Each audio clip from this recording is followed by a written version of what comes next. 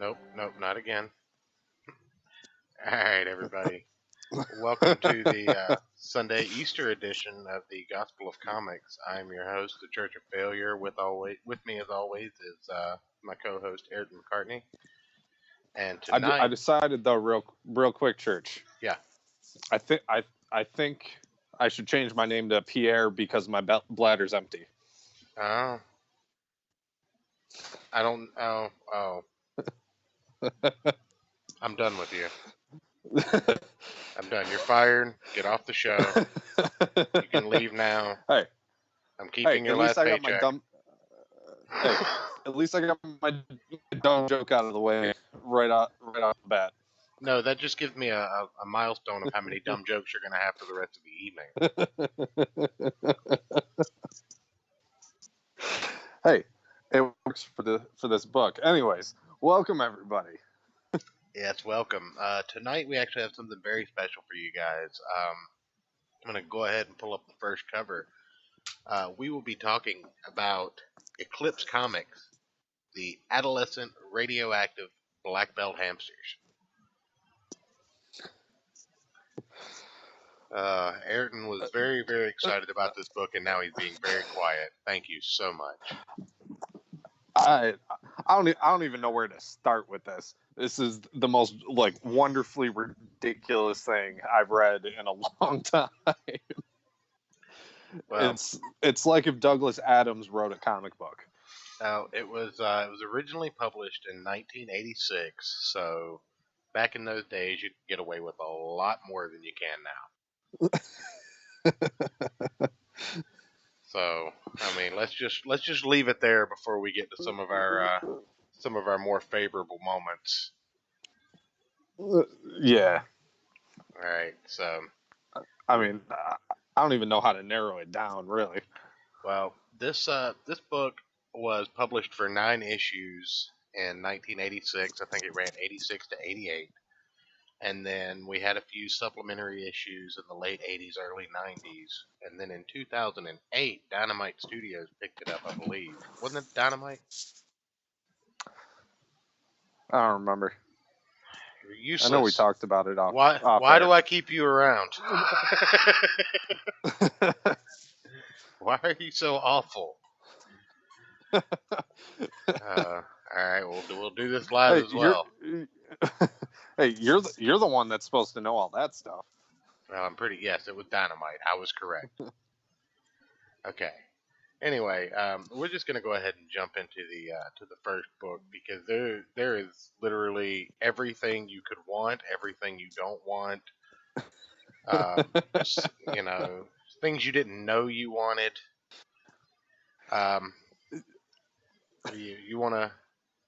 You wanna start out here, or would you like me to go first? Because there's plenty to go off of just in the first issue. We're gonna have a hard time squeezing 9 books into this. Yeah, I mean, just the first couple pages is pretty amazing. So, yeah, you open up and you get introduced to your main characters, which are 4 scrawny-looking humanoid hamsters. I mean, they're nothing special yet. They're tiny. Their names are Bruce, Chuck, Jackie, and Clint, as you can see on screen there. Now, just starting off, we know where this is going. This is a Teenage Mutant Ninja Turtles ripoff. And they make reference to that later on, about how they're just making funny animal books. But, they're sent into space, and for some reason they self-destruct their own rocket ship and become radioactively enhanced and land in the Himalayan mountains and are raised by a Buddhist master monk known as Master Locke. No, I just need to point out that where I knew this was going to be amazing was when they hit the self-destruct, then you have the little comment box on the bottom of that page. Yes. Why did it take the hamsters so long to push the self-destruct button? Answer: as an expert theorist on the hamster decision-making process, it is my opinion that hamsters at best, are indecisive, putting off important decisions until the last possible moment. I laughed so hard when I read that, and I knew this was going to be fantastic. This definitely is a palate cleanser from the shit you made me read yesterday. Yes, that's one of the reasons that I was very happy to keep this on a Sunday schedule instead of doing it yesterday, because we can't follow this up with that crap. No, we cannot.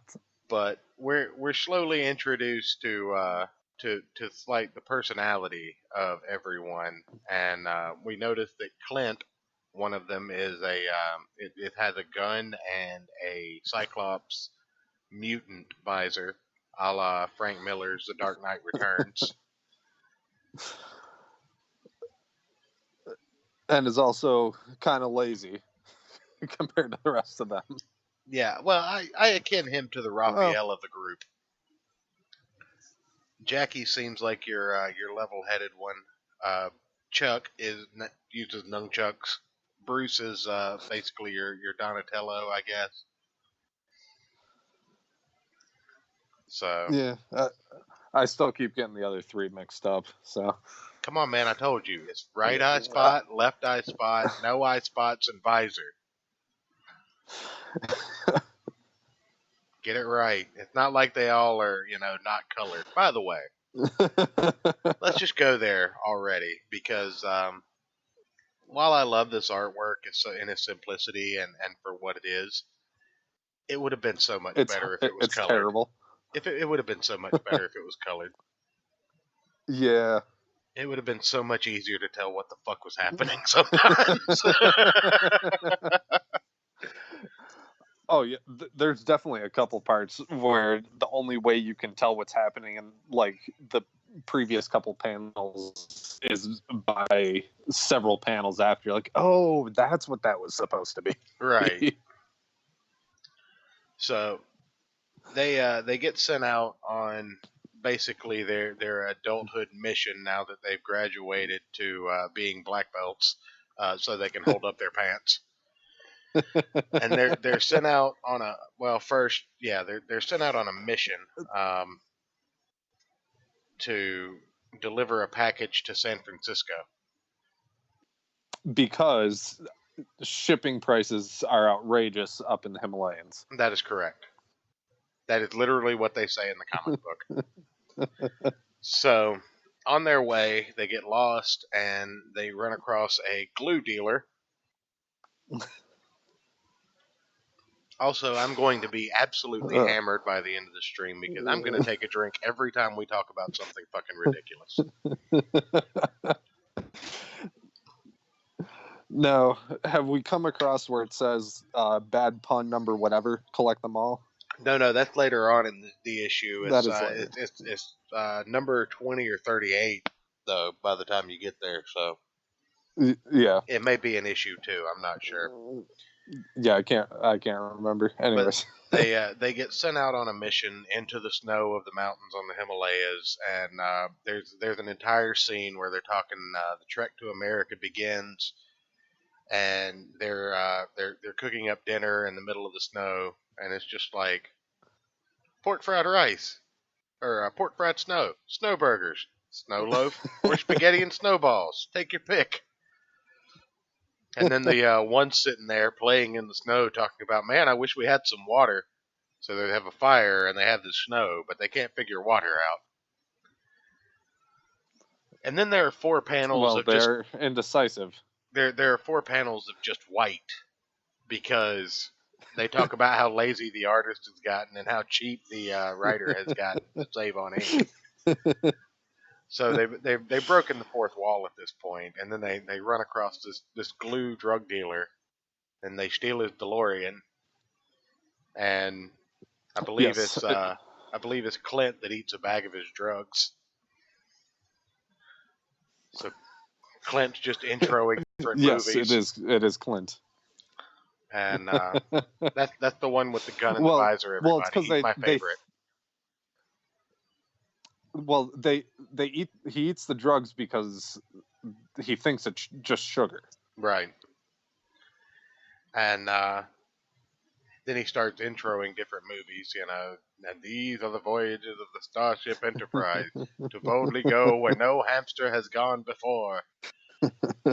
And I believe Johnny, who's the next contestant on The Price is Right. that's correct. At least they aren't Bible Belt hamsters.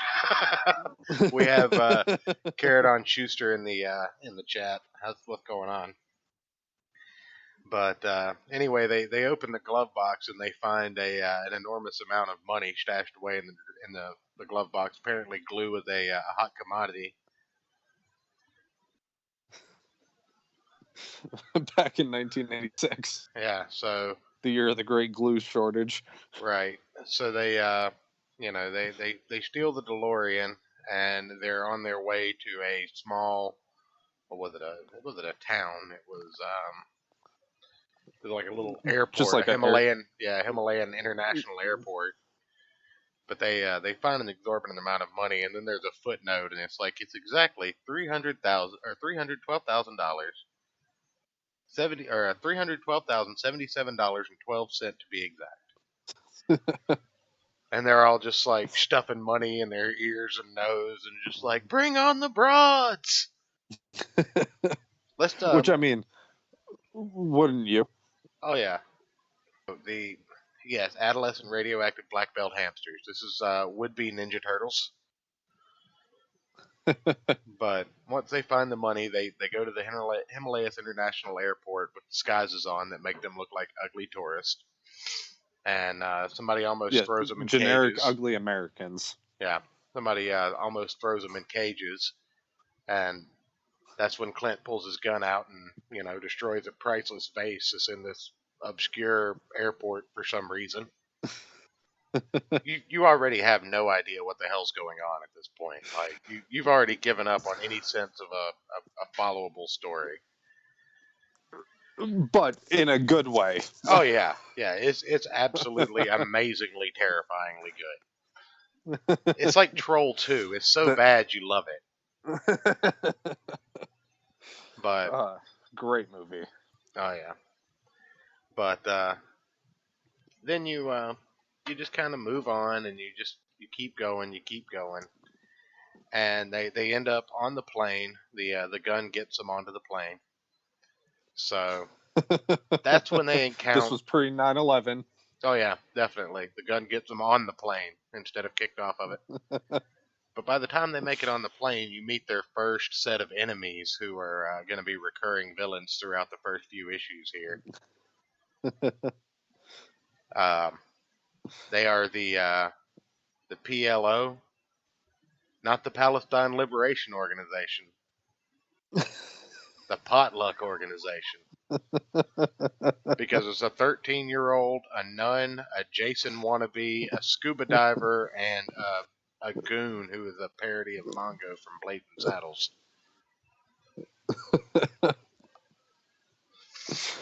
Now, should we point out that the writer and artist have insert themselves into this part as well, because they did it so their family would have to buy the comic book to see them in it? Oh yes, I definitely have a panel of that where the artist and writer are having a conversation in the comic. But no, they actually save the plane and get bumped up to like first class VIP, and they're all having inappropriate thoughts about the stewardess. And they as you day. did in the 80s. Oh yeah, definitely. But then the artists insert themselves, and it's fantastic. But you just go back and you look at this, and there are some parts like they said ways to stay out of trouble. File your taxes early and stay away from gay bars. Like you couldn't publish that today. I don't care who you are. But or at the end where writer is telling the artist he's short a page. Right. We need 31. What the hell are you doing?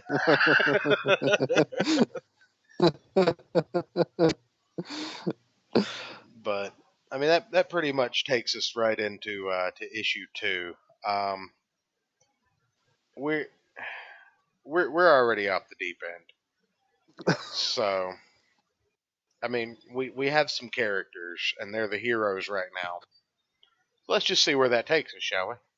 We'll pull up the cover for the second issue and let that load up real quick. But so oh hey Becky, what's going on? All right, so let's just go ahead and move on to issue number 2. Again, published in 1986.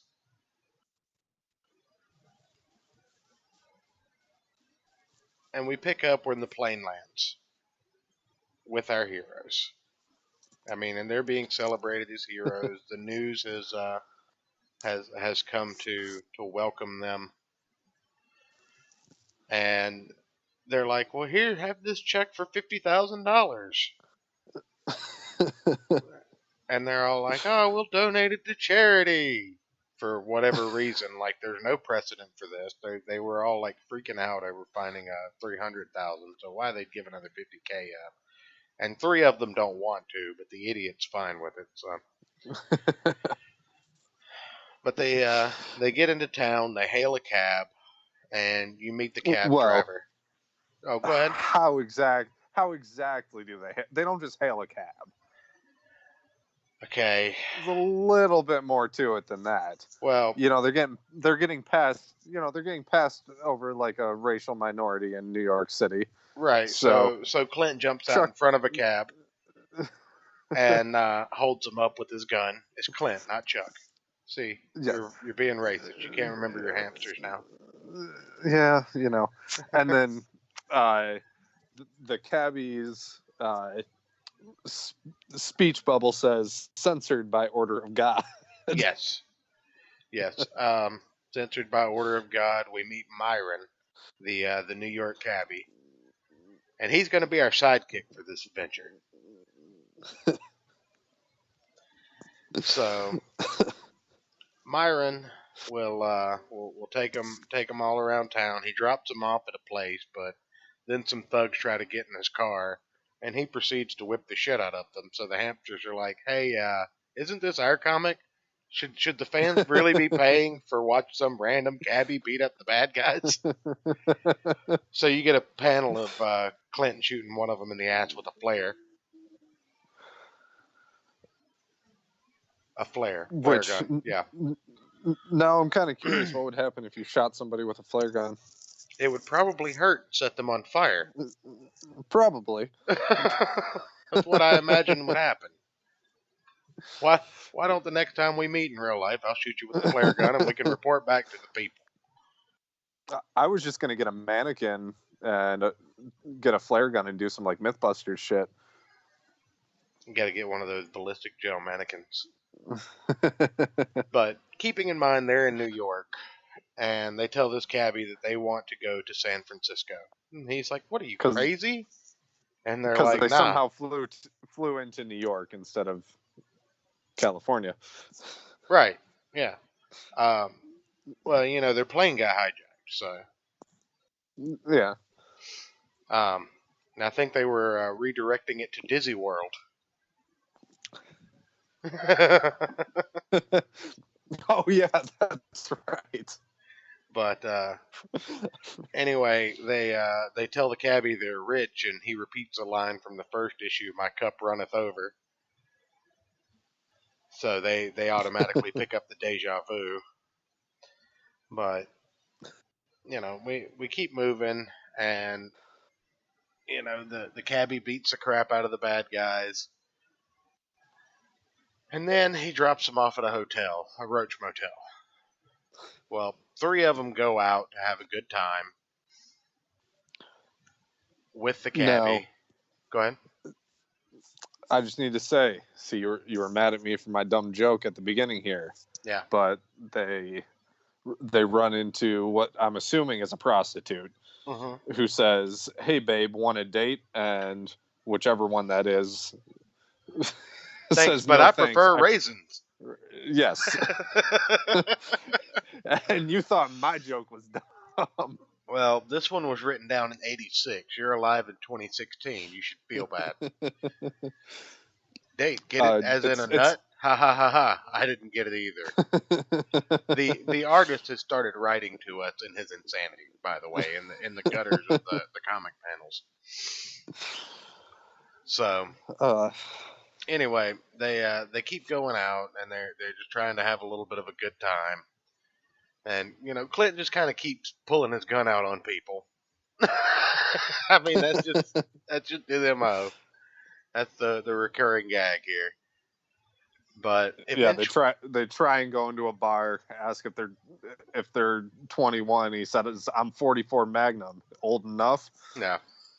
So eventually, they end up in the bathroom at the club or the bar or whatever it is, and Clint has, I believe it's Jackie, stick his finger in a light socket. Jackie or Chuck? Yeah, it's Jackie.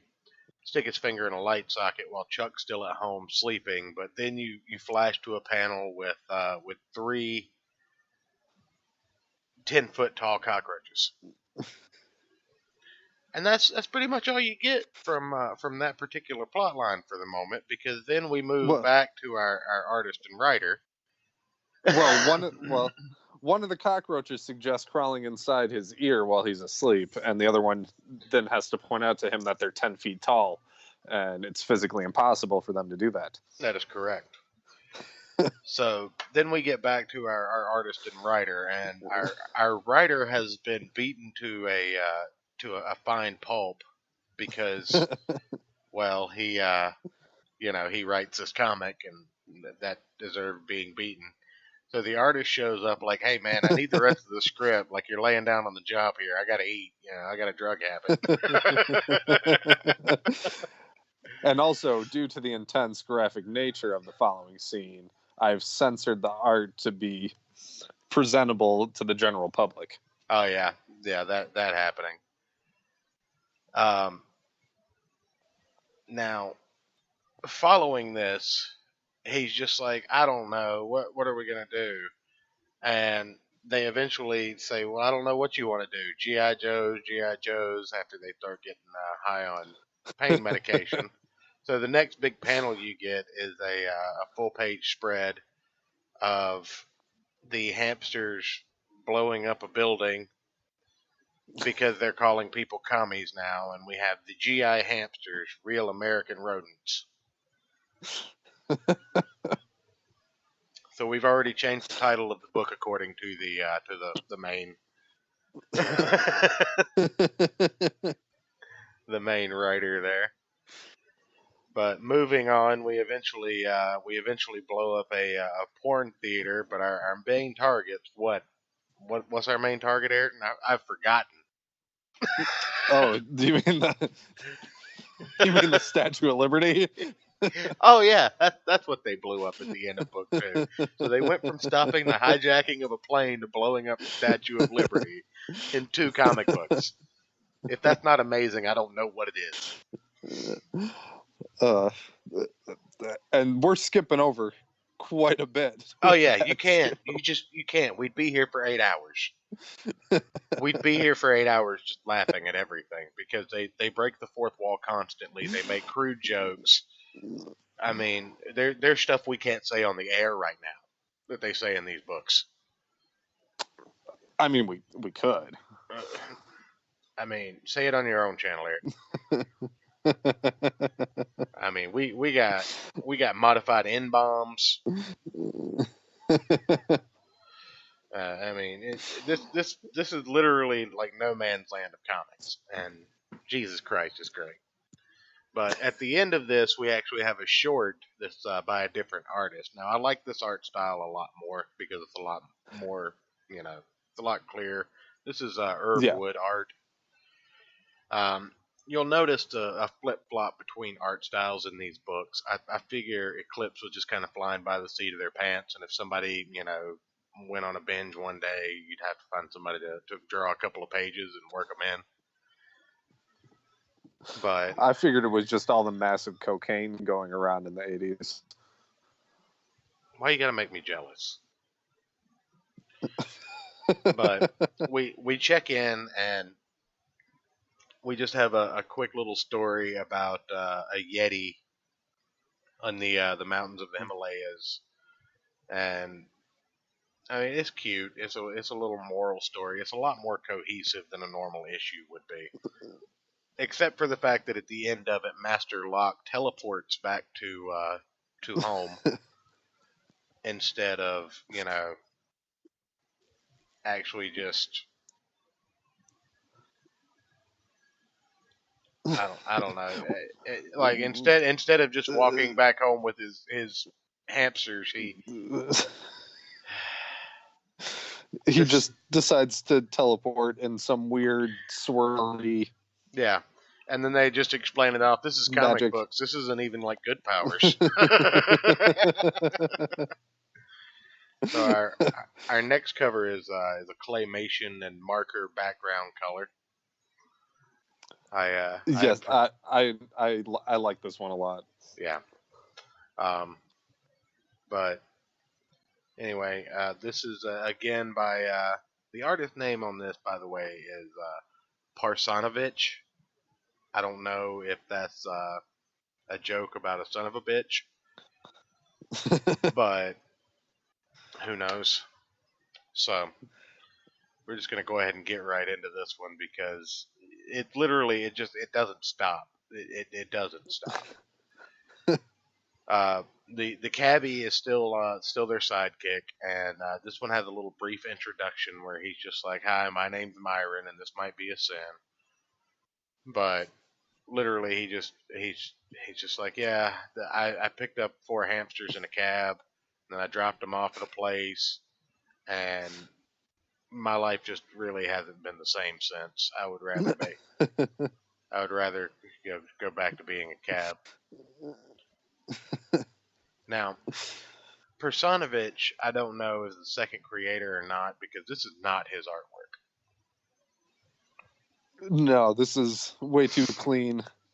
Yeah, I believe this is Herb Wood again. I guess Personovich is a co-creator of the hamsters, but anyway, we open up and Chuck is essentially beating the shit out of a bunch of mutant cockroaches and he rips one of their arms off, and the cockroach will never be able to contaminate donuts ever again because of it. And it's the end of his major league career. That too. So he makes both of those references. But he completely and utterly and graphically destroys these cockroaches in a fit of utter and complete rage for being woken up. And he gives them the furry flying feet of fury. Yes, that is a signature move that he learned in the mountains of the Himalayas. It's real martial arts. Don't you question it. They have black belts.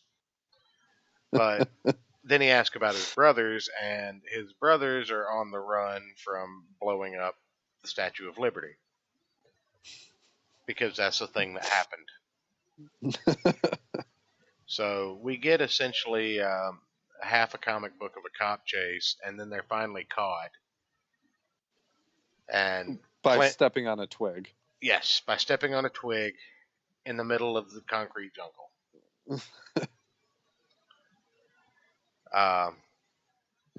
I really don't even know anymore. Like, I don't even pretend. These guys weren't even trying. I think this was literally, they were just putting a book out and doing whatever the fuck they wanted to because nobody was paying any attention to them. But, they get caught by the police and they get fingerprinted, and Clint eventually starts hitting on the hot officer, and then they get taken to the Judge Barber, and the word jail butcher has been covered up. The word butcher with barber. So he's just like a mad scientist. It seems like, and he tries to cut Clint's mohawk, and the clippers break on the mohawk. I think I've got that here. No, do I? No, no, I didn't have room for that. But again, there's just so much. I want to talk about all of it. But yeah, the clippers break on the mohawk. Eventually, I believe it's Jackie. No, yeah, it's Jackie. Jackie's the one that keeps getting hit with electricity. He gets hit with electricity again, and goes, "Woo, Van Halen!" After strapping himself into the electric chair. Um, Well, so you did skip a little bit. First, you can't help but to. Like I said, we'll be here all night.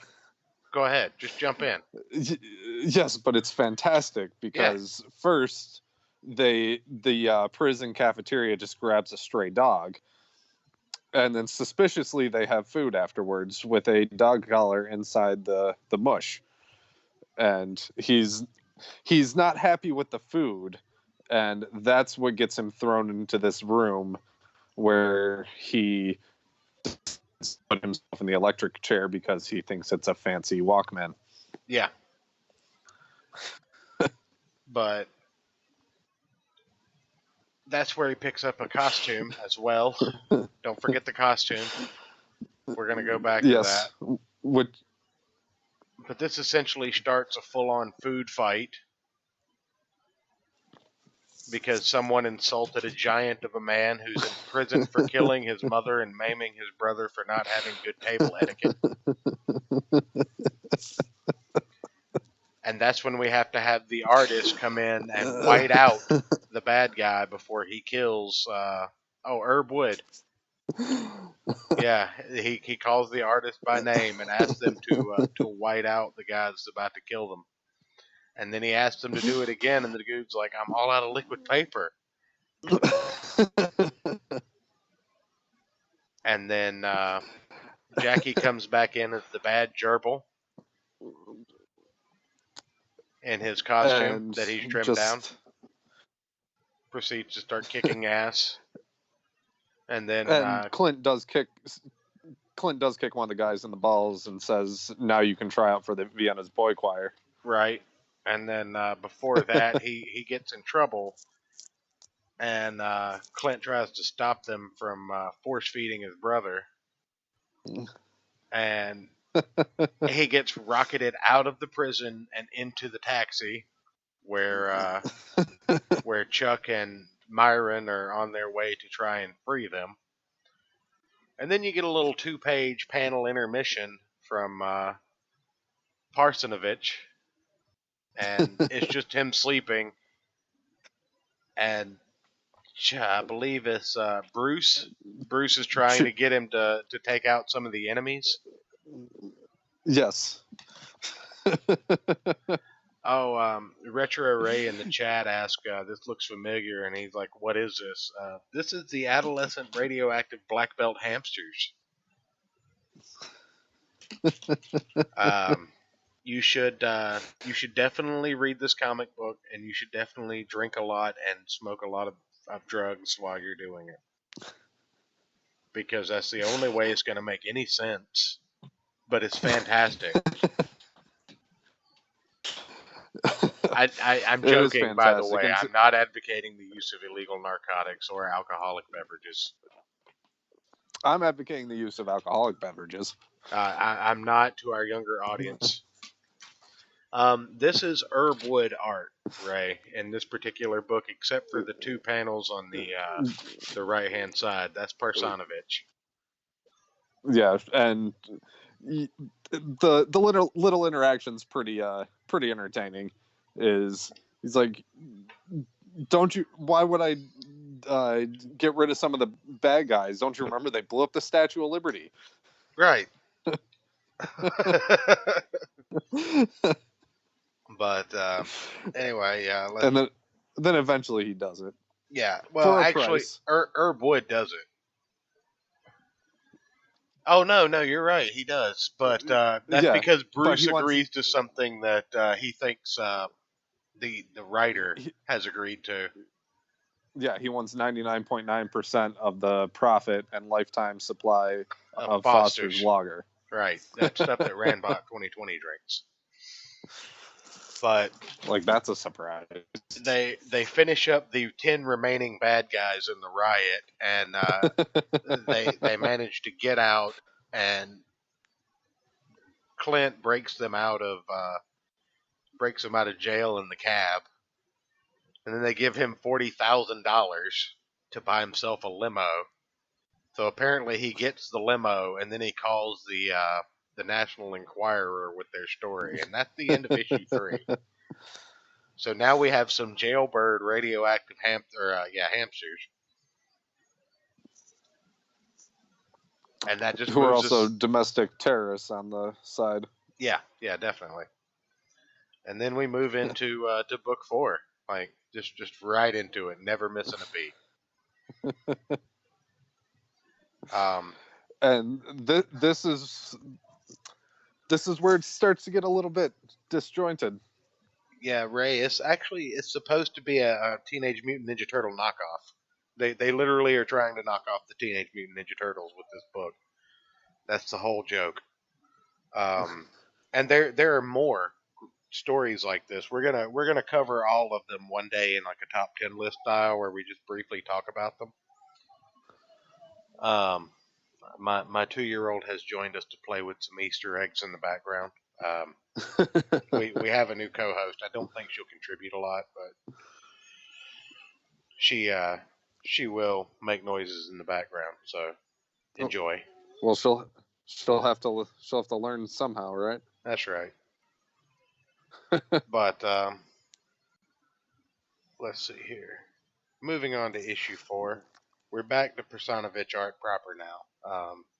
I knew we came back to this at one point. So, just judging by the cover, I can go ahead and tell you this is gonna feature another Eclipse character. Um, what's his name? I think they call him the Heap, but he seems to me basically like a knockoff of Man Thing and the Swamp Thing. Right. Well, he's a knockoff of the Swamp Thing, but he kind of looks like Man Thing with his dong nose. We'll get there. Let me pull up the first 2 panels here, boom my way through OBS and all these tabs. Ah, yeah. What? Oh, well, Oh, wrong one. Getting too far ahead of myself. That's what I get. That's what I get for being organized, guys. right. The first thing I wanted We to. were Oh, go ahead. we work better on the seat of our pants. The heap, MK fails. The heap, like a heap of clothing or a heap, a pile. Um, HEAP. P is in Paul. The first thing we're going to talk about though is the TV panel setup.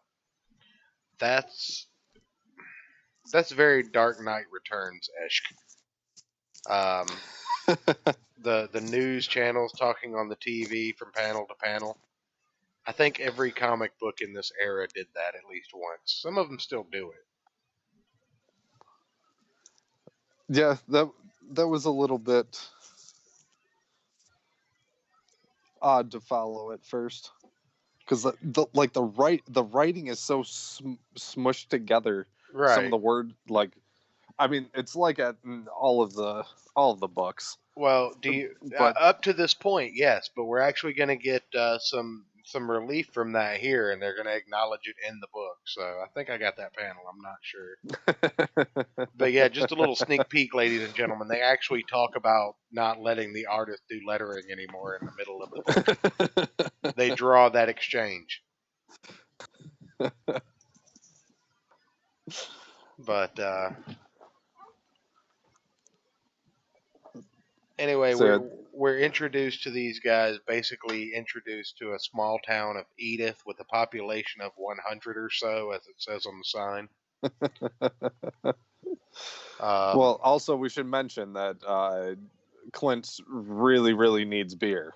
Yes, they're fugitives from justice. Everyone has their photo, but they're gonna need some beer. So they've been driving and driving and driving, and they reach the town of Edith, and they basically just break into a store and put $500 on the counter for all the stuff they steal.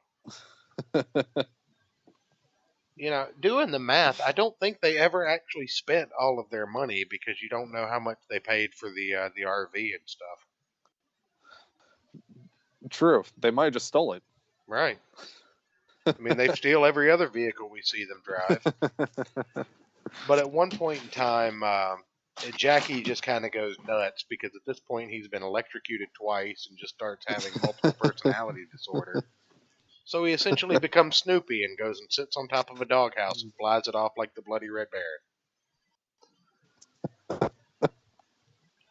The Heap follows him and approaches him, constantly having these inner thoughts about, I was a pilot once. I mean, this one at least has a little more cohesion, I think, as a straightforward story.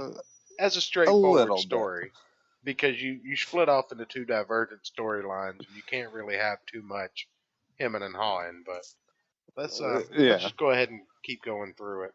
Oh yeah, the fourth wall breaks every issue so far. Like, these guys talk to the writers, they talk to the artists. I'm responding to Ray in the chat. Yeah, I'm pretty sure there's a fifth, like they've broken the fifth wall. Right. They may be the writers and artists. But in the middle of the break-in,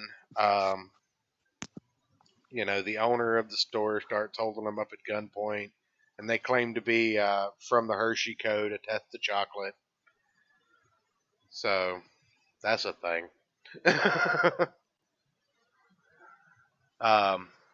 That doesn't obviously work, so they call the cops. And then you kind of get the side story of Jackie, but in the middle of that, Dr. Spock interjects. And Dr. Spock kind of goes on about how Jackie is displaying, signs of not having an enhanced radioactive brain like his brothers. Basically, he has the brain the size of a lima bean and is beyond all medical help.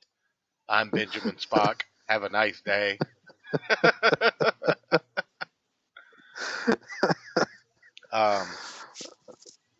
But yeah, the Heap basically kidnaps him and saves him essentially from himself and gets him back to their automobile, and he's just like, I think I drove that. Oh, before that, let me talk about Personovich. He comes in and is talking to the writer who's in the delusion that he is the king of the hamsters. I don't know that I included that. Oh yeah, I did. Okay, I got that up on screen now. But yeah, but by the way, folks, it was very hard to try and figure out what pages we should grab from these stories to throw up. Right. But not that I think anyone would get us in trouble for copyright infringement on this story. We probably could have just put every single page up. Yeah, but I kind of like to stick to the rule of 6 to 8. I think 8 on these because they were all 35 pages. But anyway, the artist and the writer have a little chat again about lettering, and then from there the lettering just completely changes because we were really tired of not being able to read what some of these fucking words were. But from here on out, it's much easier to read these comic books, and for that, I do appreciate them acknowledging that on panel. Which, I mean,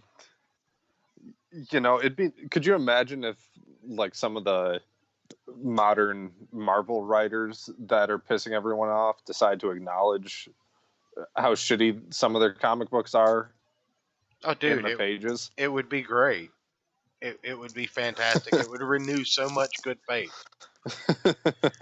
But anyway, we kind of get back to it, and the sheriff has taken Clint, Chuck, and Bruce off to jail, but they get stopped by a man in a chicken suit, a member of the CCC, the Ku Klux Klan, the racist white supremacist chickens who worship Colonel Sanders and meet at KFC. And he is the Grand Rooster. He is, yes, there is a Grand Rooster of this lodge. They call the hamsters Negroes. I think we can say that on here, Negroes. Can we? I think so. I think we can say Negroes. Okay. It's written word. All right. We're just referencing the written word. We're not talking about anybody. That's true. But yeah, they got it 3 times on this one page. Their chant is all white meat, no dark meat. So you got that going for you, which is nice. This is the kind of comics you used to be able to write, folks. Just take it in. Which I don't. How is that offensive? Like I don't get it. Like they're clearly making fun of the KKK. Right. No one's gonna see some dude in a chicken suit chanting all white meat, no dark meat, and then decide to join the KKK because of it. I don't know, man. The world's a crazy place. Just like no one's gonna see a pug doing a Nazi salute and decide like, I'm gonna become a Nazi and gas some Jews this afternoon. I don't know. I think like the pug has better chances than the chicken suits. But eventually, the Heap and Jackie save the other hamsters from the CCC, and they all run away. And the Heap is contemplating strangling the hamsters. But then we're given 2 epilogues. Once Master Locke sees the hamsters on the news, he sets out to save his children, and that's a whole little side story that you just get an occasional panel for here or there. And then the second epilogue is the PLO being released from jail to hunt down the hamsters and kill them by the warden of the jail. And then his son is sent with them because of something that happened in a 3D episode that we haven't read because I can't find a copy of it. So that'll be on that'll be next time we talk about this. We'll figure out if we found these comics yet or not. So issue 5, the last issue of this particular format. The cover changes from here on out, and I believe the artist does as well.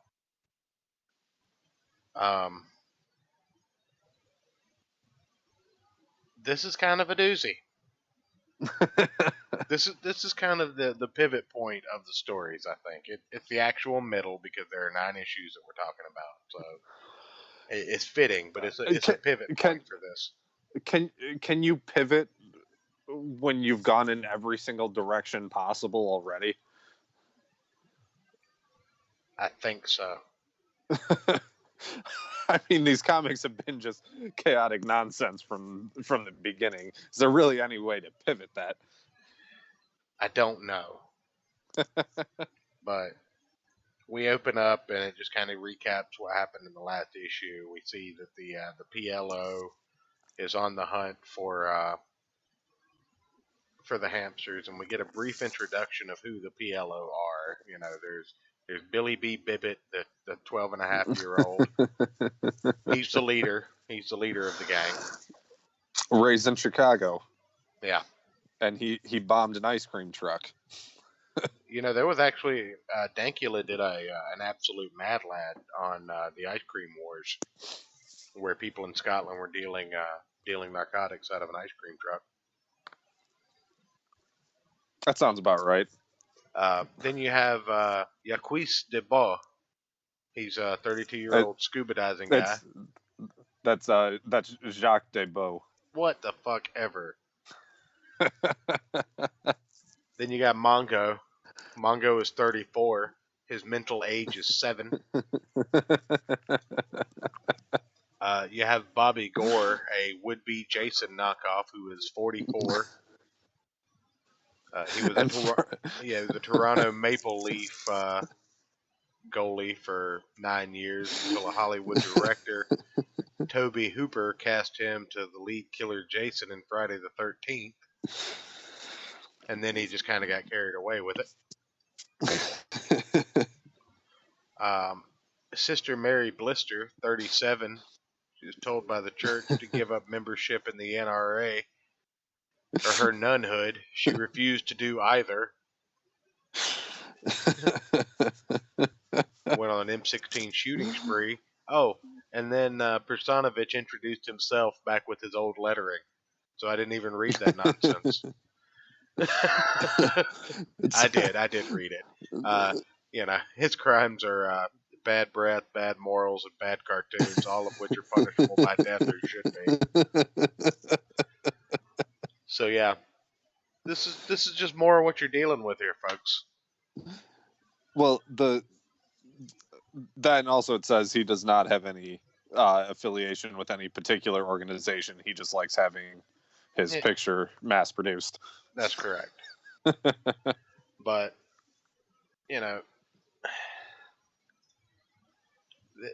just at this point, I was torn on whether I even wanted to finish these or not, because they're fantastic, but I have no I have no idea how this all goes together in any way, shape, or form.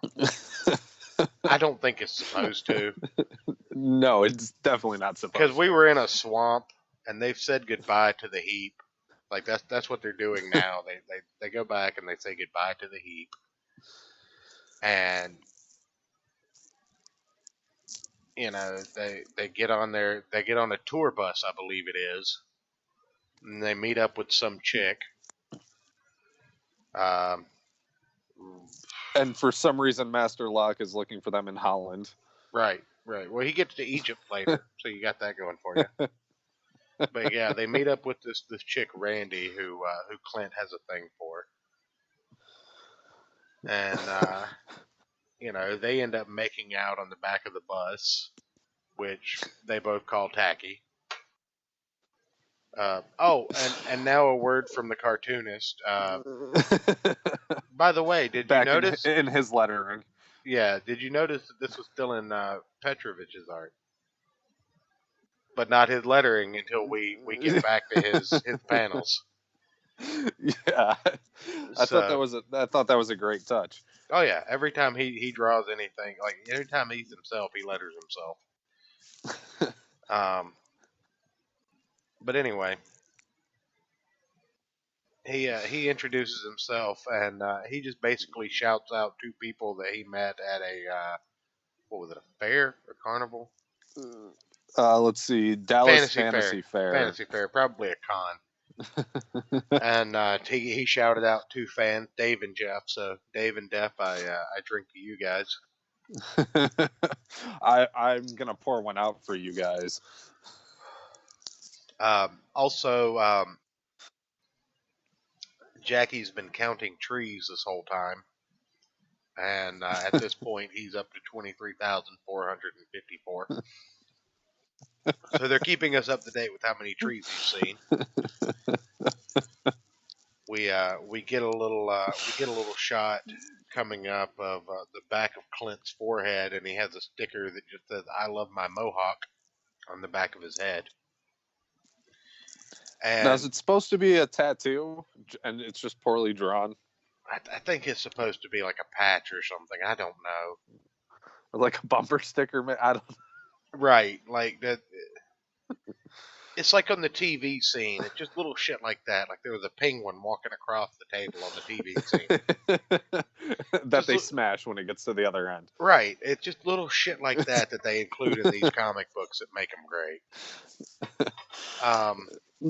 And it makes them make even less sense. Right. So the bus gets cornered because the bus driver gets wind that they have fugitives on board. So Randy, thinking on her feet, puts socks on all their ears and makes them into dogs. But before that, you get a mother and a son getting off the bus, and it's just the cop is just like, "All right, you ex-cons, we know you're in there, and we've got you surrounded. Drop your weapons and come out with your hands up now." And it's just a kid saying, "But Mama, I don't want to go back to jail." And she's like, "Shut up, you little runt." And it's just like, we got Stella Stallone and her son Willie the Weasel. So they gave themselves up and got the cops off everyone's back while the hamsters are putting socks on their ears pretending to be dogs. That was funny as shit. So they're walking on all fours, and the sheriff or one of the law enforcement officers is carrying one of them out. And Clint just like, this is fucking humiliating. Now that's one thing I can say, as many slurs and everything they did in here, they didn't use any real swear words. Yeah. So that was interesting. Also, I just want to point out that so Clinton says woof, one of them says bark, and then one of them goes tweet. Yeah, that was Jackie.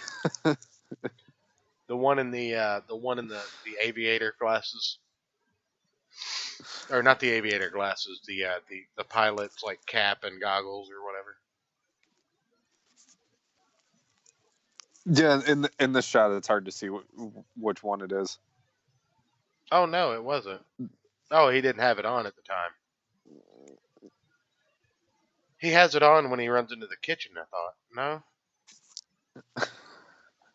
I could have swore he was still wearing it at some point. Yeah, he was. He was wearing it before they put the ears on him. Like I said, I stopped trying to remember who was who. Try and keep track of who's. I would assume that would be Jackie. Because he's the one that's messed up and has a small brain and has been electrocuted twice. But anyway, they run into the kitchen. I think it might be it's either Chuck or Jackie. They run into the kitchen. No, it's Bruce. Bruce runs into the kitchen hungry. Oh wait, no. Damn it, you can't tell. See?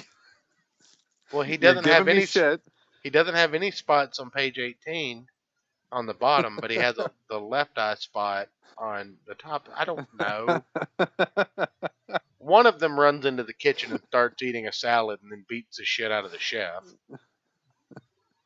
And then they all make it back on the bus and continue to wear their disguises. They make it to an airport. Or no, the PLO makes it to an airport to go down to Florida.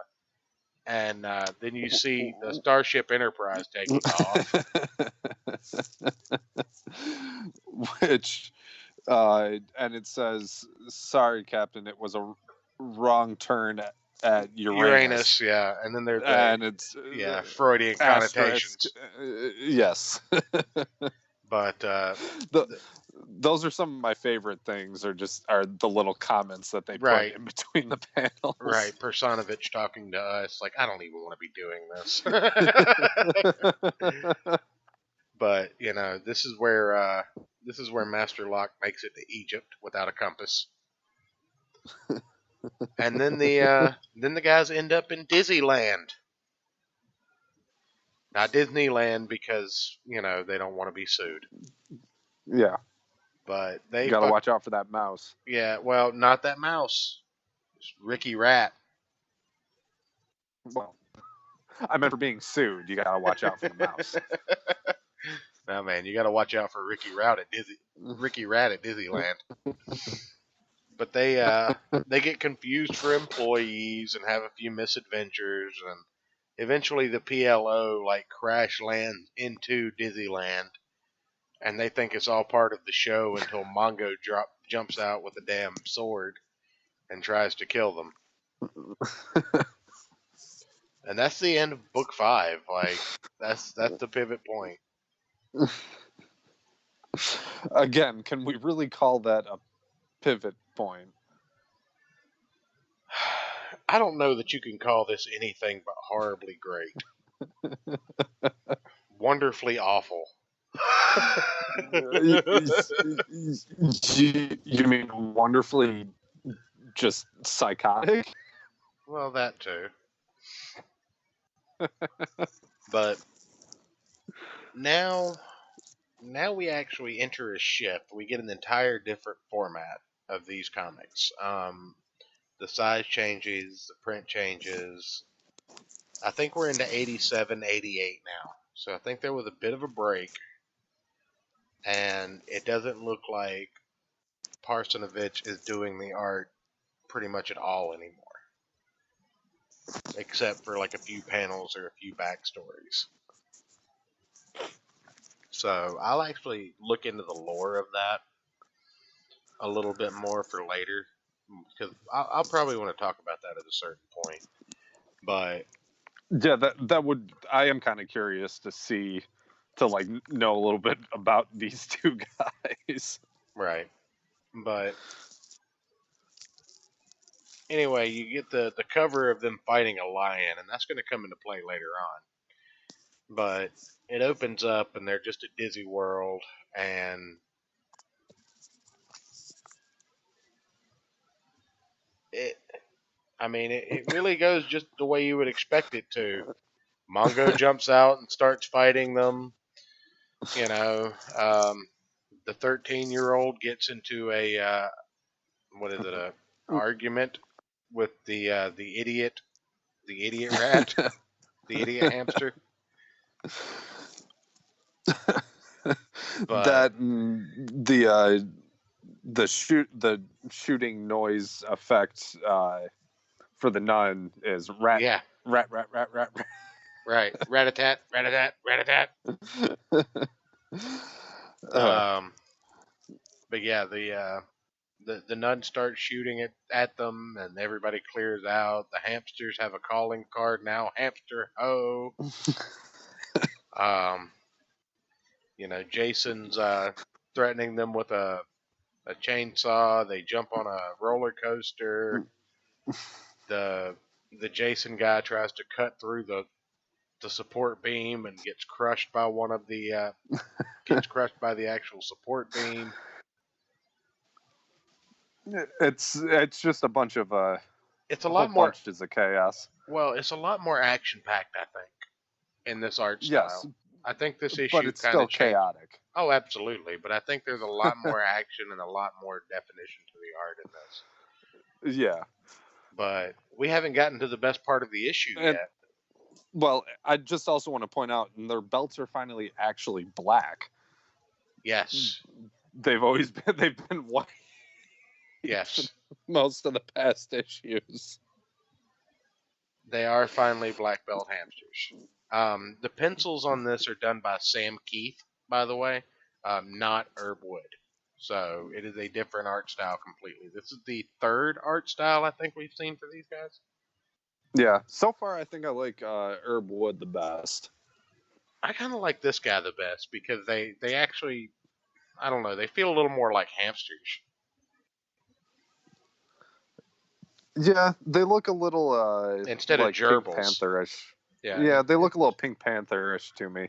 Yeah. It's okay to be wrong. Oh. But we're to the most important part now, though. The introduction of the two most important characters of this entire storyline. Captain Tree and Bush Boy. And nobody knows what the fuck is going on. Which I swear those have to be like stoner nicknames. I don't know, man. I don't know. But they come in to save the day. Seriously, look at Captain Tree's eyes. He looks a little blazed. I mean, maybe that's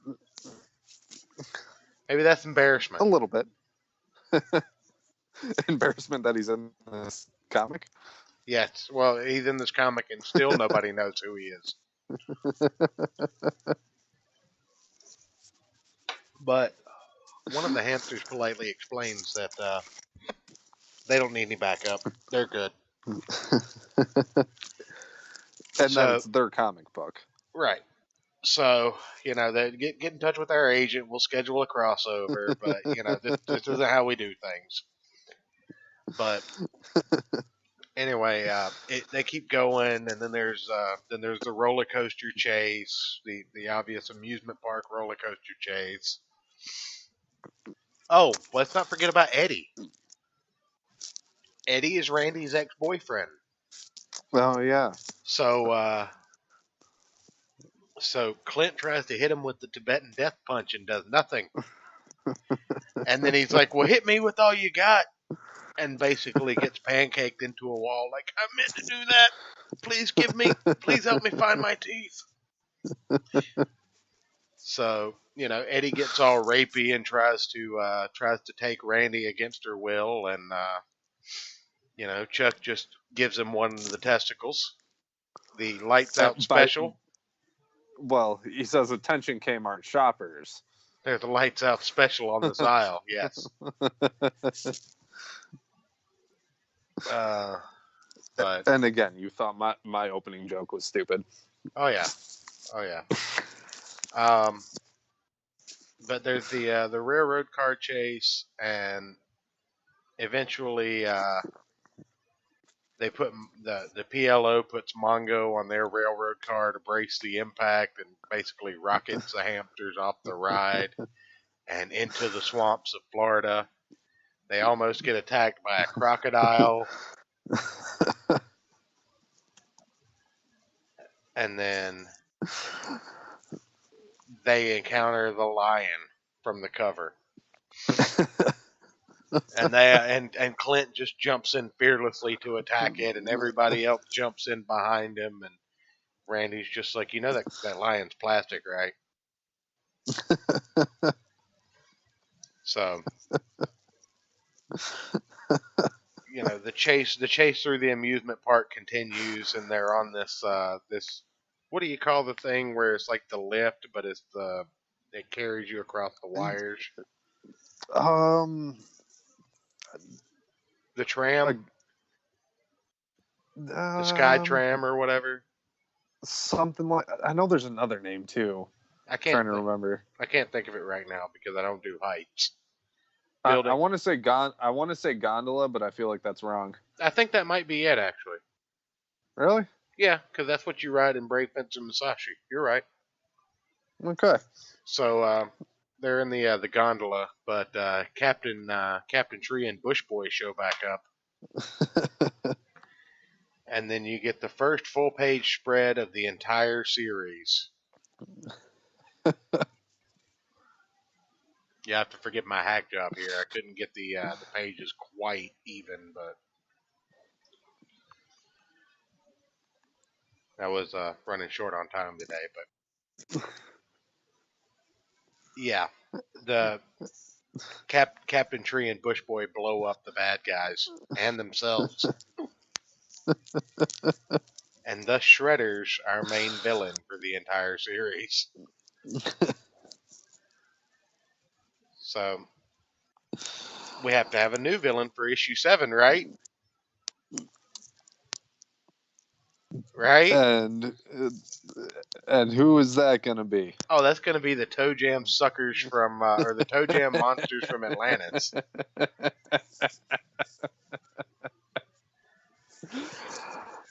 Because why the fuck not? So, you know how... I don't know anything anymore, Eric. I don't know anything. I know you're roboting right now. Oh, can you hear me? Yeah. Okay. I want to hear Comic Storian do one of his dramatic storytellings of one of these books. Either him or, what's his name? Rob from Comics Explained. Yeah, but Comic Storian, he has that more like dramatic voice. You know, when he does like the full story read-throughs. I'd love to hear it with like that dramatic voice. Yeah. And like I said, I'm not trying to step on those guys, so definitely go check their videos out. Ayrton heard about this and was so excited to read it. I read it years and years ago, and having to reread it is really kind of the worst. Because this is something you read one time for the novelty of it. You don't want to read this multiple times. Oh, are you kidding me? I'm gonna try and find all of these on Amazon. Well, I'm gonna read these. I'm gonna read them multiple times. I have read them multiple times now. Once you get past 2, talk at me. Tell me if you want to read them a third time. Because after you get through, for that. after you get through them twice, if you still don't know what the fuck is going on and you read them a third time, that's insanity, my brother. Just for that, I'm gonna read them every single year now, once a year. You can hold me to it. Oh God, we're gonna have to have an anniversary issue where we see what Ayrton has learned about the adolescent radioactive black belt hamsters this year. He's gonna have notebooks and shit. See, I'm gonna get a giant ass whiteboard, and I'm gonna have like pages printed out and like with like the push pins and like string attached between them. It's gonna be great. I'm gonna go all Alex Jones on this shit. I want to talk to you about the psychic vampires. No, anyway, if I'm being honest, I'm a little retarded. Anyway, we have the Toe Jam monsters from Atlantis, and I don't really even know what the hell they were trying to do with this story. I have no idea. But apparently this guy will grab you by the feet and suck all of the toe jam and hair off your feet. That's what he does. Now, I mean, for me, that doesn't seem so bad. I would just be trying to find a way for this guy to get a job at most of your local nail salons, right? Hey, foot fetish people are creepy. I think that's what they're getting at here. Really, it's really a very deep, kind of social commentary about foot fetishes. There is not shit deep about this comic book. There is nothing deep about this. There is no socio-political discussion going on. They are just trying to push as many buttons as they can before they get canceled. Okay. The artist already got fired, it seems.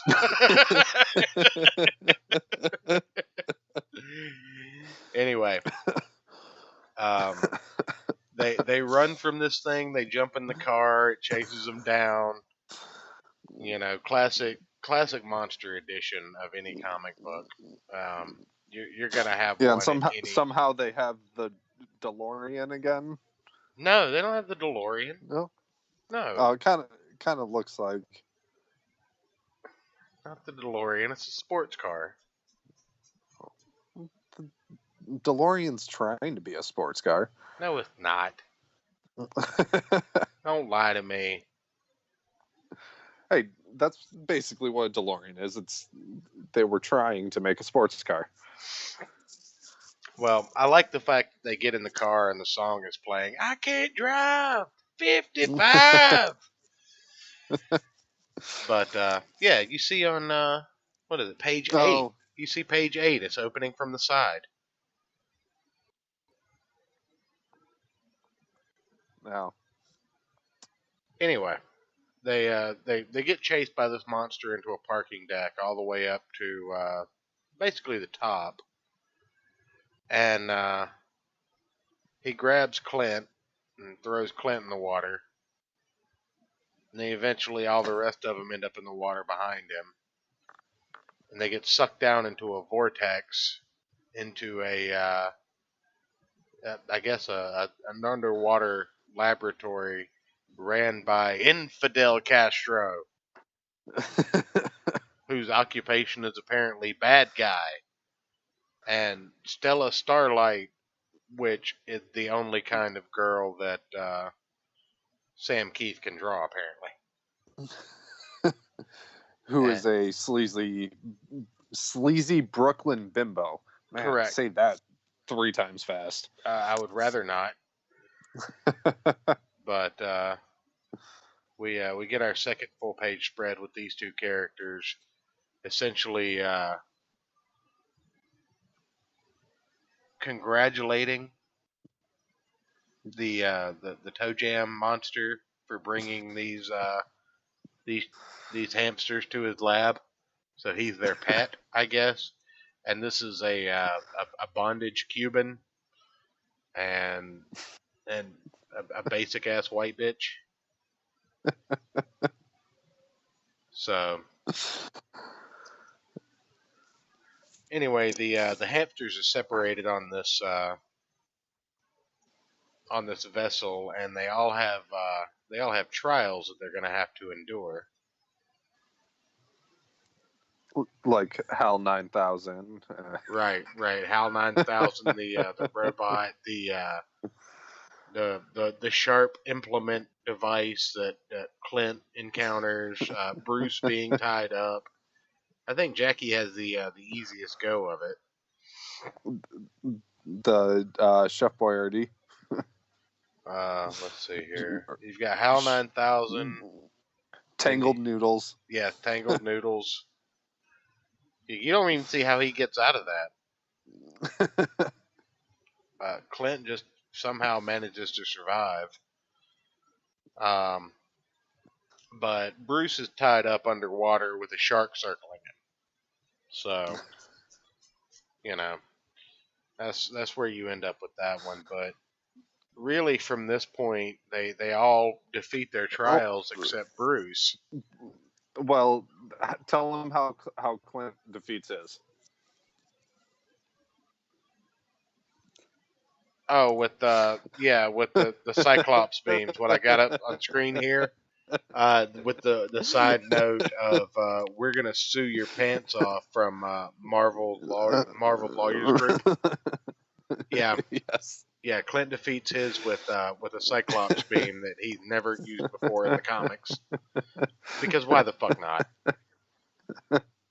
Just why not? And yes, and yes, MK, this does just keep getting weirder. It doesn't get any better. No, it doesn't. Yeah, no, it doesn't get any better. But it's like a train wreck. You just can't stop watching it. So, you come to a pivotal point in this where the infidel's like, you know what? Screw you guys destroying all my shit. I'm gonna harpoon your brother. And then they do something really strange, something you would never actually expect to happen. They fucking harpoon one of them.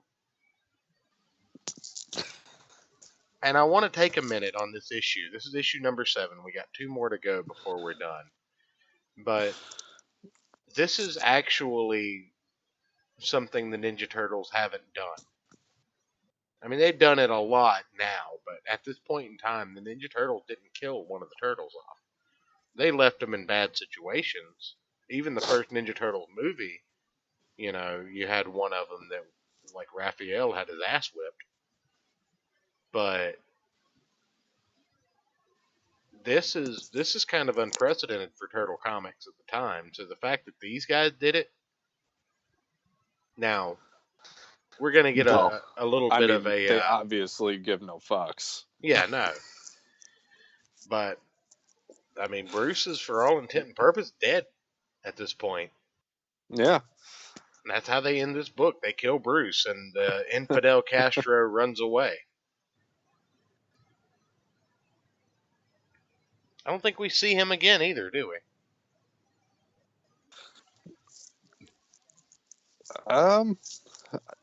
No, it's so hard to keep some No shit, right? Straight. I don't think so. Yeah. So this one is we open up with a Jackie in mourning for his brother Bruce, and you get this beautiful fucking full page spread, and this is the first true full page spread that you get in the book. Can we just mention how this and the kind of before this, like, I is can actually I can mention how you're roboting and shoot repeat. Start over. no, how am I good now? Yeah. Okay. I I love how these first couple pages of this one are like actually kind of like extremely artistic, and if they were in a different comic would actually be kind of touching. Right. So I think this is where they try and be serious because I think they've already gotten the letter that the series is canceled in 2 or 3 issues, so make the best of it. But you open up with this beautiful shot. It kind of reminds me of Castaway, but this is Jackie on an island remembering his brother.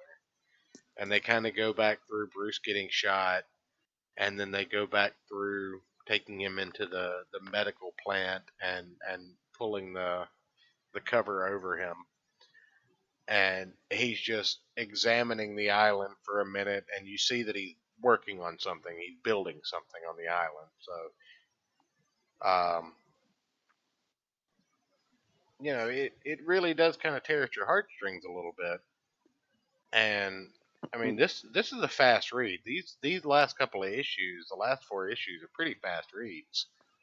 Um, there's a break in the lab where they're laying Bruce to rest, and you start to see the beat, beat, beat, beat, beat, beat at the bottom there, indicating that the heart's reactivated from this creature that's working on Bruce for whatever reason, because it's just like while in the C lab, quick hands are at work while it's a morning for the hamsters right above it. So, I mean, yeah, if this were any other work and you were anywhere near as like that death came from out of nowhere. Yeah. But they got See, out. Ryan Johnson, that's how you subvert expectations. That is correct. That is correct. But you get to the point where the hamsters get off the boat, and essentially they're running from something. They have no idea what it is, but this is just hamsters being hamsters. When in doubt, run. And you find out what he's been working on this whole issue is. Oh wait, did I not? I didn't. Oh no. Well, you figure out where they all end up after the fact, but you figure out what he's been working on the whole issue is a cross for his brother. That he puts up on the island. So Jackie's stranded on an island. Chuck is at sea and gets picked up by Russians, and Clint is at sea and gets picked up by Don Pasta Belli, the mafia crime lord. And that'll take us into issue 9. Because of course he would. Right. Well, that'll take us into issue 9. Now, this was like a heartfelt remembrance of Bruce. Even though we're left with the cliffhanger that Bruce is probably still alive. Or at least in some semblance alive. And the reason that that's weird is that, we get to this issue and you see all 4 of them again on the cover. And again, their belts are white. Yeah, But you see Jackie on the island. It gives you the name Bruce, of the dead hamster Bruce, but it shows you Clint, and then it shows you Chuck and where all they are. So, they misnamed Clint already, and they're all separated, but they all are remembering. Go ahead. Don't you feel like that might be kind of on purpose? No. No? No. You don't think that was on purpose? No, I think they fucked it up. I mean, shit like that happened all the time in independent comics back then. But they're all like remembering Bruce.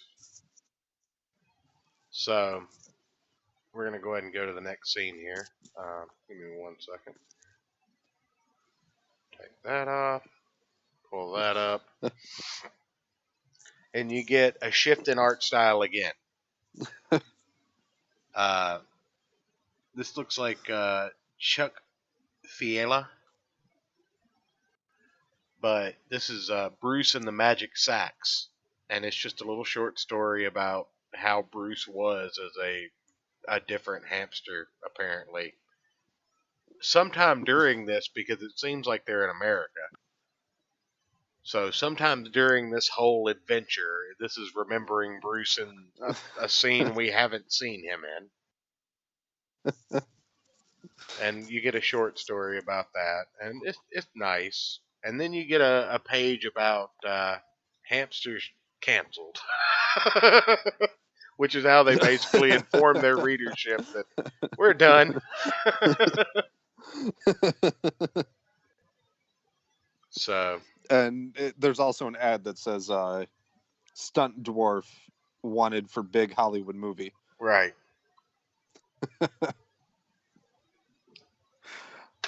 but Clint tries out for that, and shows up to Parody Breath Pictures, and gets crushed by an artist, and that's the end of that little story. So I'm telling you, this last issue, man. Then we get a little short by Personovich with the good lettering instead of his lettering, so you can actually read it. But this is pretty much just a kind of thank you to the fans. Nothing's resolved here, but the uh, the end of it, I believe I have a final spread. Yeah, final page here. Uh, all of them just kind of come to the conclusion. Those sure were good times. Those sure were great times. This day is past. Tomorrow holds a greater adventure. The end. Thanks for all your support. We love you. And that's how the series ends. The first volume of this book just kind of ends unexpectedly, and it's just kind of like a love letter to the fans of, well, here's as many like short stories as we could shove in, and hopefully we'll be back. But Don't count on it. What? Well, yeah, so we might be back, but don't count on it. Right. There's some bonus material in that final issue, so I'm just gonna kind of flash that on the screen while we're talking here. But I figure this last half hour, we're just gonna kind of talk about this comic and what it was, because it's a special kind of amazing. I'm still not even sure what it was. All I know is I loved every second of the chaotic insanity. Well, I mean, it's one of those books that it's a feel good read. It's something that you can read, and it's unlike common day like modern comics. If you miss a week, so fucking what? You know, you pick it up next chance you get. You find it in the back issue bin 10 years later. You really didn't miss anything. Maybe if you missed issue 2, you would feel like you did, but by the time you got to issue 5, you would realize you haven't missed anything. There's definitely something. There's something special about the level of insanity in these, and I mean, it's really, you can tell they were having fun with it, which I think is. I think that's why I enjoyed it so much, because you could tell they were legitimately having fun writing these stories. Yeah, definitely. And I think that as time went on, the comic industry got a little more serious, and they it turned into something they weren't ready for it to turn into. Yeah, And I think that yeah. was the go ahead. Political and social commentary and yada yada yada. Like this to me, this is the epitome of comic books. Just having fun and telling a outrageous story. Well, to me, it goes a little further. I think that comic books are more. I think comic books are more encapsulated by like the gold and silver age comic books, where it was a one hitter quitter. You'd buy one issue, and that was a story. Yeah. So these had that, but they also tried to tie together in the loosest of threads. But you never got like just one story either. I feel like it was always at least one or two things going on. I mean, it was nice. It was a nice little Yeah. palate cleanser. It was fun. And once you realize that this isn't something the serious that you are going to have to take seriously, it's a lot more fun to enjoy. I mean, I don't know why anyone would think they would have to take these books seriously. Well, you couldn't do this with like an X-Men comic book. You get what I'm saying? Like you couldn't have this True. kind of format with a group of characters that were meant to be taken seriously or have been taken seriously in any regard before. True, but I mean, even like the older X-Men comics, yeah, there was a little of like social commentary and stuff in them, but they were still kind of insane. Well, sure, Like but the thing is look at what happened to just like. in a different way. Well, if you think about what happened to sales around the time they introduced shit like Mojo's World and all that crazy bullshit, as opposed to the times where they were just fighting Magneto and the Brotherhood of Evil Mutants, Yeah. it's Well, it's a completely different thing. true. Yeah, there's different levels of crazy and weirdness. I mean, you have the Savage Land and what's the why am I blanking on his name? The pterodactyl guy. Oh, Who oh my God! Why would you ask me a question like that when I can't think of it? anyway, but he decides to turn people into dinosaurs because he's bored. I mean, like it's weird, but it's Sauron. but His name is Sauron, yeah, like Lord of the Rings. that's why I always forget it because I'm always like, no, it's not that. It's something close but slightly different. But, but yeah, I mean, his whole thing was, I I want to turn people into dinosaurs. I mean, so what? So like, you can still have characters taken seriously, but still have like fun with it and like do weird things Right. instead of making it so serious that you don't always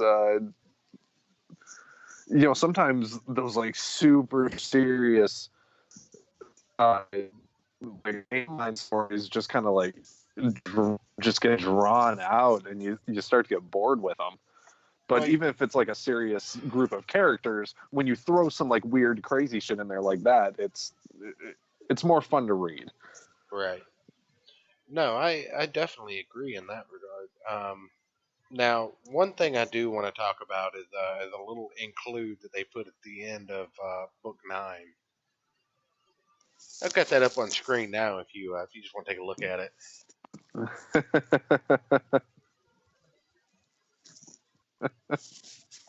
the adolescent radioactive big butt ham hocks.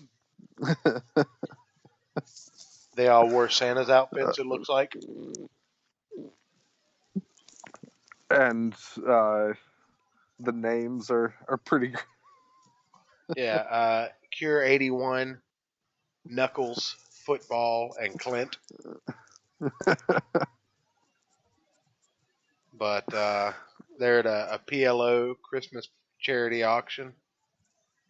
A what is it? A pork lovers oligarchy. But their first issue, they shoot a child in the head, point blank range, on panel.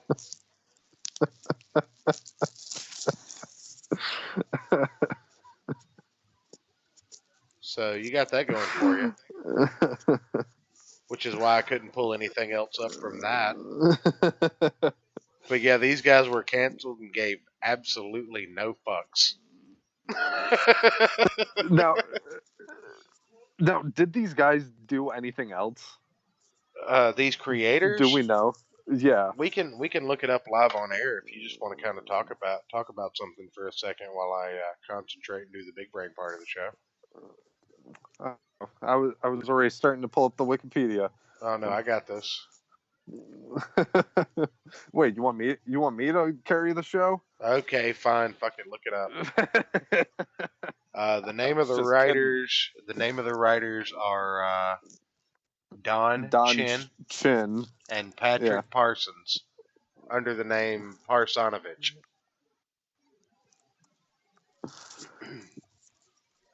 See, I figured you would just have this information. Just Hey, thanks, MK Thales. Have a good night, man. We appreciate you stopping by. Yeah, we're just gonna bullshit and talk about this for a little bit longer, long enough to make the 2 hour mark. But yeah, I appreciate you coming in, man. Thank you. Have a good one. Oh, let's see. But no, Let's while he looks that up, I'll go ahead and let you guys know that in 2008, Dynamite, like I said, picked up this comic book for 4 more issues, which, judging, let me open one up real quick. They seem like standard sized issues, 35 pages, like the original, but they have advertisements in them for things like Zorro and the Boys. So it's probably a 22 to 24 page comic, all in all. But there's 4 of those, and then you have the holiday special, the Massacre, the Japanese Invasion, Lost and Alone in New York, and the Lost Treasures, all as bonus issues. So we've definitely got another show's worth of material for these guys. So, well, did you find anything out, Ayrton? no. No, they didn't do anything else. I can't really find anything on them. Oh my god! If anybody wants to be a Wait, co-host here we on a go. show, Okay, well, when you search Don Chen, you get a lot of things for some real estate agent. that's first. why you have to search Don Chin comic book database, asshole. Writer, Adolescent Black Belt Radioactive Hamsters, Arrow Man One Shot, Aster the Last Celestial Knight, Bloody Hot, Clint, Cyber Farce. You want me to keep going? He was the penciler on Arrow Man, Kits and Cat, Laughing Gas, Overload Magazine. So yes, he's done some stuff. Well, just He's also an editor. well, look at you showing off over there. Well, I wanted to let you try and do it since you were so insistent. You had the sexy voice. When I offer to let you talk, it's for ratings, not my own amusement.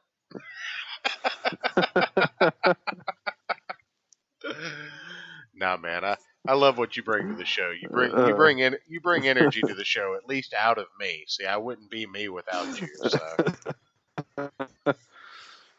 That's a scary thought. well, I mean, anybody could do what you do, I think, but I don't know if I would like everyone as much as I've liked having you around. It gives me kind of a sense of moral superiority because I have read more comics than you and I do know more than you. See, and it adds a good dynamic because you get a fresh look at some of them, like this one. And sometimes you don't need a fresh look on a comic book. Fair enough. But, I mean, also, to be fair, Like DC My 1 million, I my don't know if anybody needed a first look on that comic book. Now that I'm a little more, we retroactively lubricated, I can shit talk on that comic. It was not good, Grant Morrison. What the yeah. fuck were you thinking? Hey, we read it, so they don't have to. That's right. I mean, how are you going to get outdone by Spider-Man one more day? I saw your name and thought I had a shoe in, and then I read the piece of shit. The fuck, man? Jesus Christ! I mean, even I went on a rant about that one yesterday. That's Like, if you only have 4 issues, you don't write a crisis storyline. You don't do it. I hey, mean, when you get beaten out by adolescent radioactive black belt hamsters, you know you've done something wrong. nah, man, I can name 10 comic books that everybody loves that would get reading out by this. It was just fun comics. Like it wasn't Yeah. good, it wasn't bad, it wasn't trying to be anything more than just 9 issues of entertainment. And I think they knew Yeah. that from day one. Like I think the minute they got that title and they got somebody to publish it, they were like, well, let's see how long, kind of like we do with this YouTube channel. Let's just see how long we can ride this out before somebody figures out we're here. Before somebody opens this Exactly. broom closet and kicks us out for not paying rent. And yes, we do broadcast from a broom closet. Oh yes, absolutely. Shipping container, broom closet, underneath my parents' basement. And in a rusted out Cadillac in a junkyard. Right, right. With butterfly doors Yes. on Why a 22s. Cadillac? Because we're classy as fuck. Right, on 22s.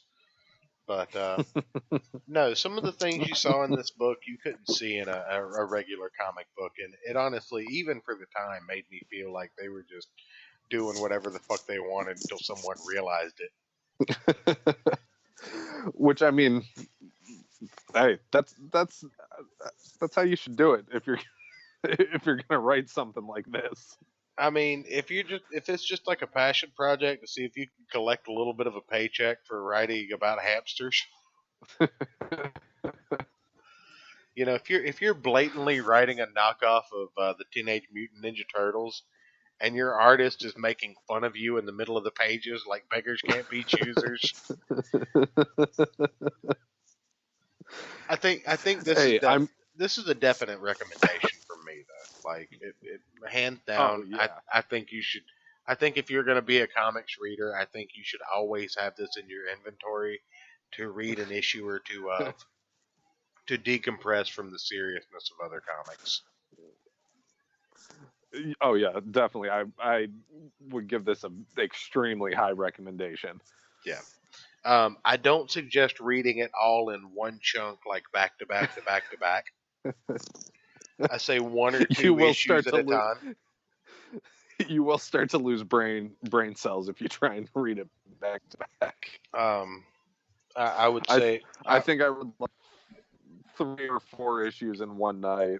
well, that's what I was saying. I think this is the kind of comic book that you want to keep in your pull box.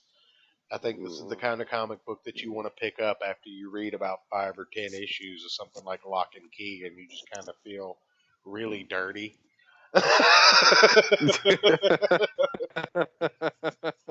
Or after you read about 5 or 6 issues of a Marvel comic from 2010 up, and you just feel like you've been butt fucked by a Democrat. This is what you want to pick up and read. Now, can I just say Negroes one more time Yes, before we one close more. the show out? Yeah, go ahead. Okay. Yeah, Okay. Negroes. that was 2, It's motherfucker. You owe me just some money.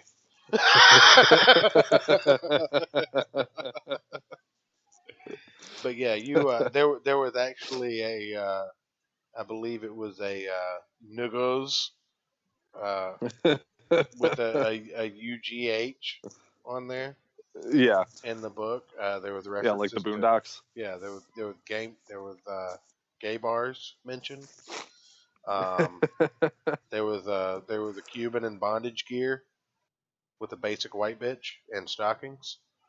There were lewd acts towards a seemingly consensual flight attendant. I mean, this has it all. There was a samurai Yeah, sword fight. There were machine guns. There was a pistol. A ham hock there blew was out a child's brains. a a weird creature that sucks the fungus and hair off your feet. Master Lock never It's found got anybody. Master Lock's just it's out there, just without a compass. really this is a Whatever happened to story Myra? that this story literally has something for everybody. Right. And nothing for anyone. and that really is the magic of adolescent radioactive black belt hamsters. Yes. Yes. Again, my highest praise, but don't engulf it in mass quantities. But next week we will be. kind of like how he feels about cocaine. That's the exact opposite that I feel about cocaine. It's awful, but bring me all of it. But yes, next week we will be covering, and I think this is the order we're going to be covering them in. Adolescent Radioactive Black Belt Hamsters Holiday Special #1. Adolescent Radioactive Black Belt Hamsters Massacre the Japanese Invasion #1. Adolescent Radioactive Black Belt Hamsters Lost and Alone in New York City. And then Adolescent Radioactive Black Belt Hamsters The Lost Treasures, followed by Adolescent Radioactive Black Belt Hamsters Volume 2, number 1 through 8. So I think that's going to be next Sunday. So look forward to that, everybody, if you enjoyed this show. If not, then you already know that you could probably just go to sleep after Game of Thrones. Which is what I assume most of you do anyway. So, we still appreciate the ones that stop by and the ones that check us out after the fact. That number counts. Like, subscribe, share, all that good stuff if you don't mind. Once we get to 100, I can get a custom URL and I can make my co-host eat bowl balls. It's really a win-win for me, and then he agreed to it, so I'm cool with that. But and then our wonderful friends from the Dead Stone decided they really want me to eat balls. Well, they do some great advertising for the show. Check them out at the Dead Man's Tone podcast on YouTube and most places you can download a podcast. Hey, and don't try and weasel out that you're going to have to stream for 12 hours straight as well. Oh, no, I definitely will put on a 12-hour stream at 100 subscribers while Eric eats some bull balls. I'm not quite sure what we'll do yet, but I've got some ideas. We may do a normal show for a couple of hours, and then have some guests on, and then do a specialty show in the middle, and then have some more guests on, and then do a normal show on the end, and then not stream again for the rest of the weekend. That might be how we rock that. That you just be your and get alcohol poisoning. Oh, absolutely, 100%. Oh shit! You realize you're probably gonna need a laptop for that, so you're probably gonna have to figure that out, because I am not dealing with iPad reception for 12 hours. I mean, Jesus Christ, man. I mean, you just rent one if you have to, like rent a center or something. You can rent laptops? Yes. Huh. Yeah. I mean, it's kind of a white trash thing to do if you try to rent and own it, but if you just need it for a week, yeah. I bet I could. I think my sister has a decent one. She let me borrow for that. Yeah, I mean, you would just need it to use Skype through. Basically, that way I don't have to screen share everything with you, and you can just watch the chat in the background. Hey, I got it figured out this week though. I found out there is actually a plug closer to the chair I sit in than I initially realized. So I have my phone plugged in with the chat up while watching what's going on over here. So Oh, okay. I'm figuring it out. Hey, that's all it takes. That's all it takes. It's just iPad reception for 12 hours is not something I want to endure. Yes, as it goes to inform me that I have poor connection right now, apparently. Yeah, Oh, see? there we go. Yeah. But, yeah, we'll burn that bridge when we get to it. oh, yeah. I think we're at, 82 right now. I don't think we're in any danger anytime soon. I say that, and then I'll wake up tomorrow, and we'll be at, 103. Yeah. And I'll just be like, well, God damn it! That's what we'll do. We'll just talk about all the Teenage Mutant Ninja Turtle clones we can find for 12 hours. There's enough of them. If we did that, we'd probably drop back below 100. Absolutely. That's the idea. I just want to keep 100 long enough to keep to get my goddamn custom title. But anyway, we do appreciate everybody that came out in the chat. MK Fails, Retro Ray, Becky, absolutely, and Caradon Schuster. Everybody that came out and hung out with us for a little while, we definitely appreciate it. And again, like I said, I definitely recommend this comic book to add to your collection. They're not very expensive.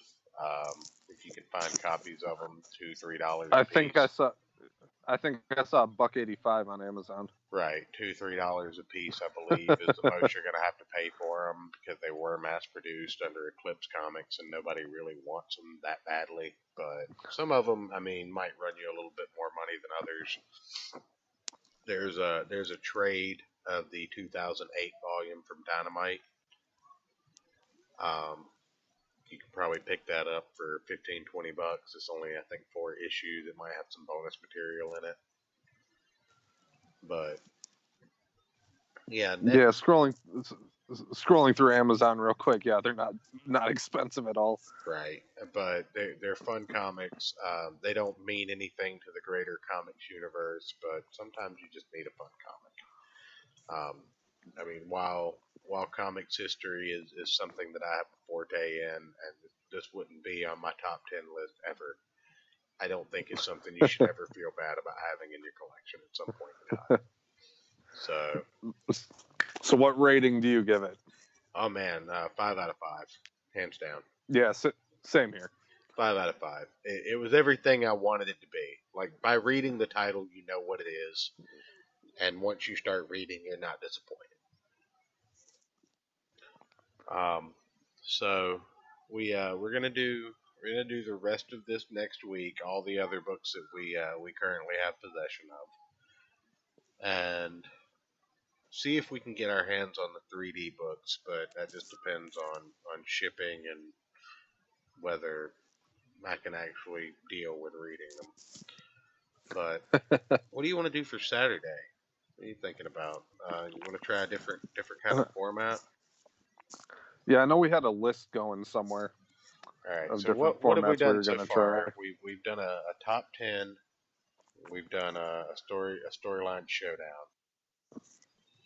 So trying to find where's that list. I don't know. You were taking notes that night. I was drinking.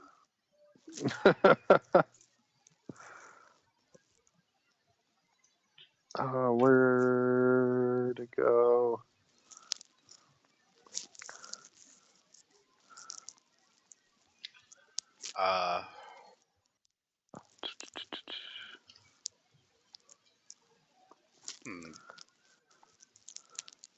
Okay, I know we had it listed out somewhere. It might have been in DMs. maybe. Yeah, that's what I'm going through. I don't know. We need something to do for Saturday. Uh, I mean, yes, at this point, chat, there's nobody actually like if you're watching this in the future, there's nobody actually hanging out in chat. I think the one watching is Eric, and we still have 4.5 minutes to go, so we're just kind of planning next week on the air. Why not? Because why not? Yeah. Well, I know we talked about doing like comics outside of like the typical comic medium, like Archie or Calvin and Hobbes and stuff like that. Yeah. What about Uh, Johnny the Homicidal Maniac? that sounds fun. Mrs. Church suggested that a few weeks ago, like maybe a week ago, and Hey, I hold. oh, you found the sorry. list. No, I found something else. Uh oh. I was right. We were gonna do Hamsters yesterday, and on Easter we were supposed to do the top heroes who have died and come back to life. That's why I got confused. Oh, I was drunk at the time. Anyways, But yeah, you sent me a DM that just said Hamsters Easter, and that's what I was going off of. That was further down anyways, though, or it's on the list as Hamsters Easter or something. But okay, so we got the top 10 characters that have died and come back to life, but that's another top 10. I want to do something different. I know. I was just saying. Yeah. That's why I got confused. Well, we were both confused. Yeah, I can't find the list of what else we were gonna do. But honestly, after this, would you have wanted to do the DC versus Spider-Man One More Day thing? No, no, I would not have. See, so All I'm saying, I was not completely wrong. oh no, absolutely not. I'll 100% take credit for being wrong, but who's going to do anything to me about it? That's true. No, let's see. What else could we really do? Talk about comics. We could go into an Elseworld or a What If, or we could pick a publisher. Ooh, let's do pick a publisher. Pick a publisher. Pick a publisher. That you remember that big long list of abstract publishers that I had? Yes. Let us figure out a way to randomize that and randomly pick a publisher and pick a comic from that publisher. That could be cool. I like that. Could be cool or awful, but it's like a or awful. Yes, it's like a 70-30 shot for awful or cool. I've got some old stuff, man. I don't know if you're ready to chew through some of that old stuff. Like if it was really up to me, we'd be doing a weekly episode about the Legion already. Hey, bring it on. At this point, this weekend we did Spider-Man One More Day, DC 1 Million, and Adolescent, Radioactive, Black Belt, Hamsters. I don't think you can throw anything else as crazy at me all in the same weekend. I accept that challenge and think you have made a grave mistake, sir. I might have, but oh well. I never opened up the cheesecake area of my comic collection to you. Anyway. Cheese? What? We'll talk about that after the show. Anyway, I just want to say thank you again to everybody who came out and hung out with us for a little bit or watched the show with us. Thank you again for checking out the show yesterday, the subscription, the like, the shares, anything like that. I have been your host, The Church of Failure. This is my co-host. And you should go check out my channel and link in the description. Give me some. Yes, link in the description. I will hopefully be releasing my first original single hopefully this week over there. So check it out. Yes, check it out. That's Ayrton McCartney, by the way, since he can't say his own name after I give him that hellacious intro. But yes, Hey, you didn't like the name I opened with, so thank you guys for joining us again on the Gospel of Comics, and I hope you have a great week coming up. Join us again next week at see y'all next week. Saturday at 10 Oh, p.m. and Sunday at 10 p.m. Also, and yes, 2 a.m. over on Dead Man's channel because Church is an asshole and decided to schedule us at 2 in the morning. you didn't finish the comics on yesterday, so I owed you one. I just knew that a week ahead of time when I agreed you to it. Anyway, thanks again, guys. This is the Gospel of Comics signing off.